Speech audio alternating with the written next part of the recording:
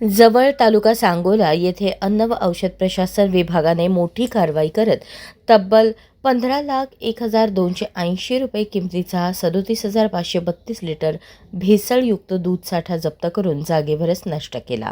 यासोबतच संबंधित डेअरीला सर्व त्रुटींची पूर्तता करेपर्यंत व्यवसाय पूर्णपणे बंद ठेवण्याचे आदेश देण्यात आले, अशी माहिती अन्न व औषध प्रशासनाचे सहाय्यक आयुक्त साहेबराव देसाई यांनी दिली। मिळालेल्या माहितीच्या आधारे 11 जुलै रोजी अन्न सुरक्षा अधिकारी गणेश कदम आणि सहकारी अन्न सुरक्षा अधिकारी मंगेश लवटे यांच्या पथकाने बुरुंगेवाडी जवळा येथील अजिंक्य राणा मिल्क इंडस्ट्रीज या ठिकाणी अचानक छापा टाकला। या तपासणी दरम्यान पथकाने दुधाचे 4 नमुने प्रयोगशाळेतील तपासणीसाठी घेतले आणि उर्वरित 37,532 लिटर दूध जप्त केले। दूध संकलन व चिलिंग युनिटचा कोणताही वैध परवाना नव्हता। स्पॉट टेस्ट दरम्यान दुधात पाणी मिसळल्याचे स्पष्ट झाले। दुधातील SNFचे प्रमाण विहित नियमांपेक्षा अत्यंत कमी आढळले।